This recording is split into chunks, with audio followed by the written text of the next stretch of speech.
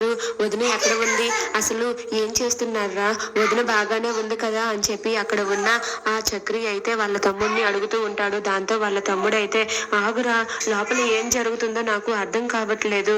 వదిన్ని లోపలికి తీసుకుని వెళ్ళారు, నన్ను బయటే ఉండమన్నారు, నేను బయటే ఉన్నాను, లోపల ఏం జరుగుతుందో నాకు తెలియదు అని చెప్పి అంటాడు.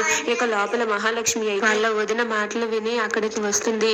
ఇక దాంతో అక్కడ ఉన్న ప్రతాప్ వాళ్ళని చూసి, నా సర్టిఫికేట్స్ నాకు ఇస్తే నేను ఇక్కడి నుండి వెళ్ళిపోతాను అని చెప్పి అంటుంది. ఆ మాట వినగానే అక్కడ ఉన్న ప్రతాప్ ఇలా అంటూ ఉంటాడు, నీకు ఈ సర్టిఫికేట్స్ కావాలి అంతే కదా, నీకు ఈ సర్టిఫికేట్స్ కావాలి అని అంటే నువ్వు ఈ ఇంట్లో ఉండిపోవాలి, ఆ జరిగిన పెళ్లిని మర్చిపోయి ఈ ఇంట్లో ఉండి మేము చెప్పినట్లు వినాలి, అలా అయితే నీకు ఈ సర్టిఫికేట్స్ లభిస్తాయి, లేదంటే నువ్వు నీ దారిని నువ్వు వెళ్ళిపో అని చెప్పి అక్కడ ఉన్న ఆ ప్రతాప్ అంటూ ఉంటాడు. ఆ మాట వినగానే అక్కడ ఉన్న మహాలక్ష్మి ఒక్కసారిగా షాక్ అయిపోతుంది.